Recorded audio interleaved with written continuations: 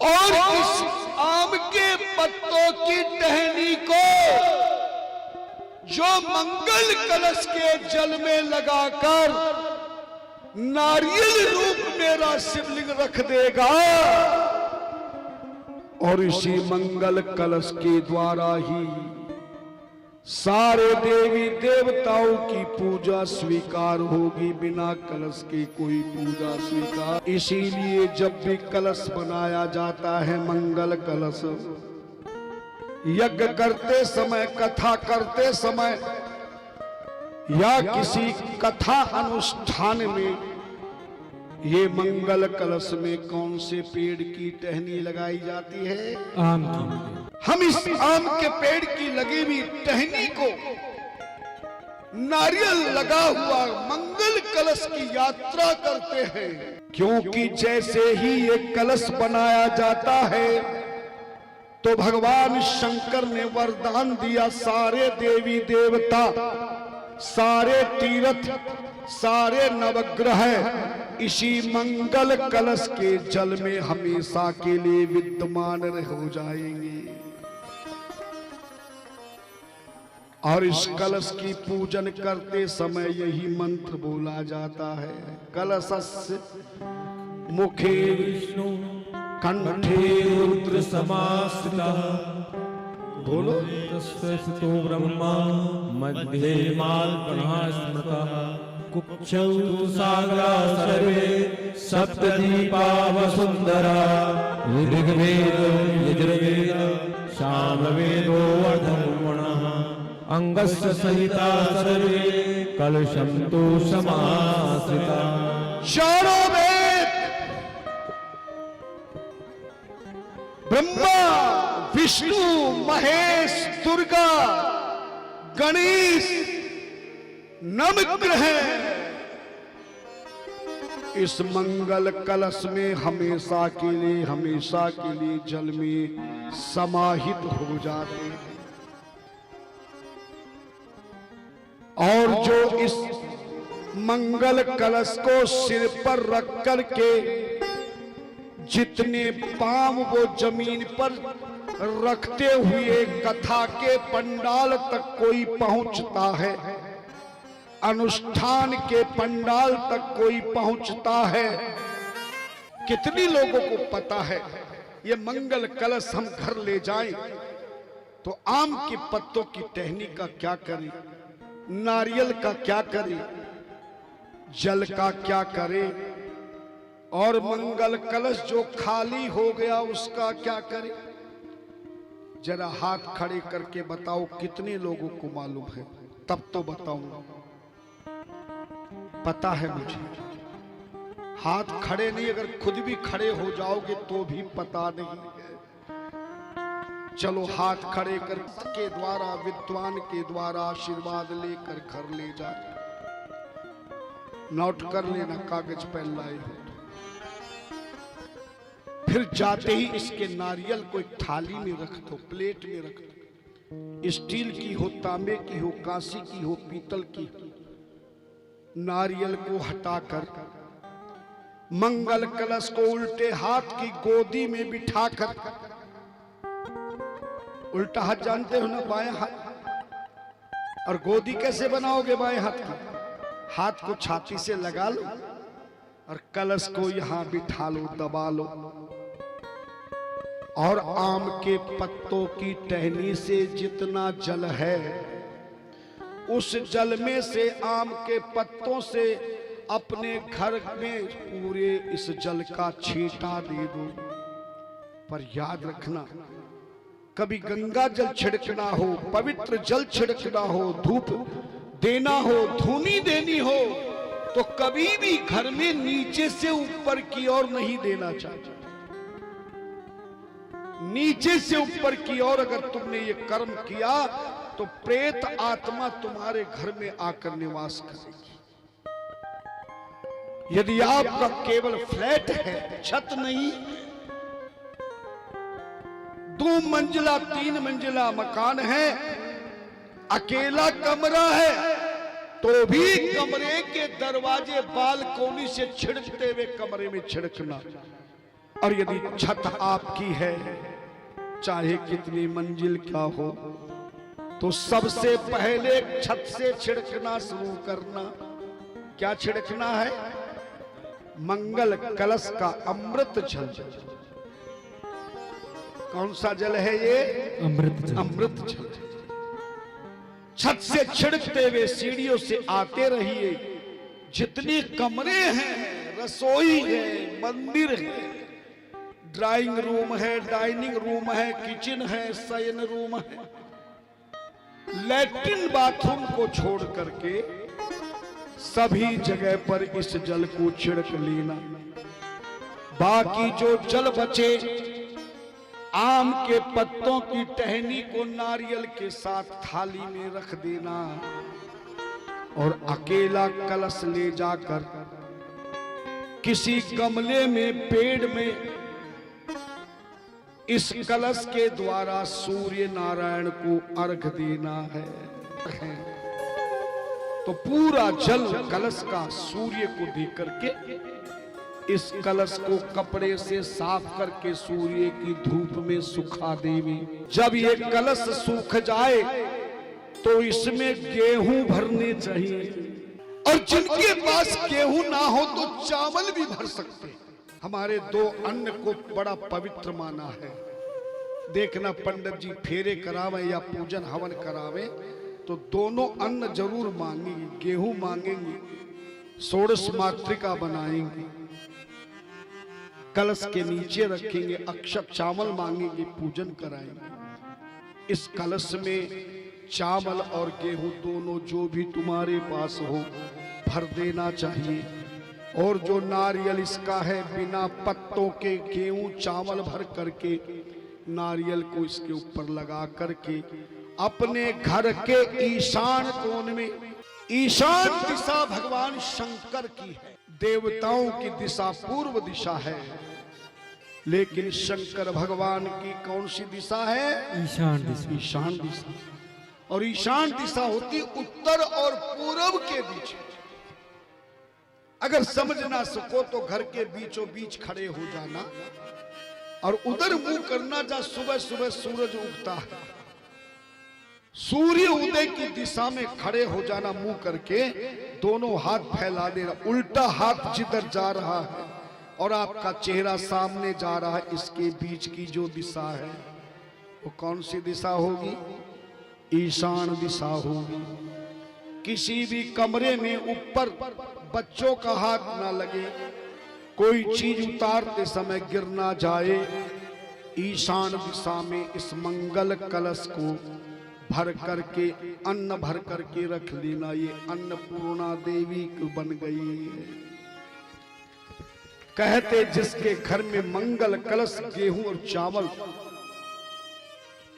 और जल का छिड़काव हो जाता है, उसके घर में अन्न, धन, सुख और संपत्ति की कभी कमी नहीं रहती।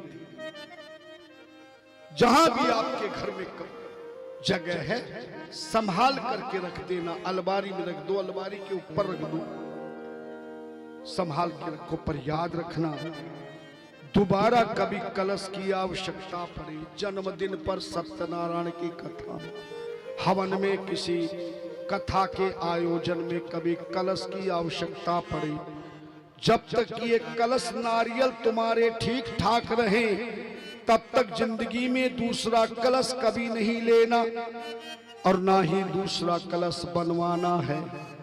जब भी आचार्य जी या कथा में समितियां कलश की बात करें तो इसी कलश को उठा लेना। कौन से कलश को? बोलो ना।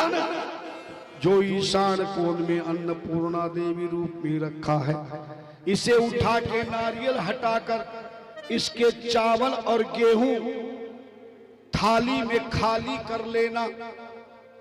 बढ़िया हो तो गौ माता को खिला देना, खराब हो गए हो तो आप इसे कबूतरों को, चिड़िया को, जो भी पक्षियों को अन्न डाल सकते हैं। इसे धोकर इसमें थोड़ा गंगा जल डालकर, जल भरकर, नए आम के पत्ते की टहनी लगाकर, इसी नारियल को लगाकर कलश तैयार कर लेना। फिर इसी कलश को आयोजन समापन के विश्राम के बाद अपने इसी कलश को आशीर्वाद में ले जाना और फिर क्या करना है, वही करना जो अभी बताया। जल छिड़कना है, सूर्य को बचा जल देना है, साफ करके धूप में सुखाना है, गेहूं या चावल भर के नारियल लगा के फिर रख लेना है। जब तक कलश टूटे नहीं, नारियल फूटे नहीं, तब तक दूसरा कलश मंगल कभी नहीं होना चाहिए। अब कहोगे महाराज आम के पत्तों की टहनी का क्या करें? आम के पत्तों की टहनी के ऊपर से जितने पत्ते हैं तोड़ तोड़ के प्लेट में रख दीजिए, और आम के पत्तों की जो टहनी है, घर का जो मालिक है या किराए पर रह रहे तो जो बुजुर्ग है, उसके सीधे हाथ की, दाएं हाथ की, राइट हैंड की सबसे पहली अंगुली, सीधे हाथ की पहली अंगुली कौन सी है? हाँ, मुझे तो दिखा दिया, सास को मत दिखा। ये पहली अंगुली में 3 भाग है, सभी अंगुलियों में 3 भाग है। इसका जो सबसे पहला भाग है, इस भाग के नाप के बराबर आम के पत्तों की टहनी के छोटे छोटे टुकड़े बनाकर थाली में रखते रहिएगा। देखना आखिरी में एक छोटा सा इसके बराबर का टुकड़ा नहीं बचेगा।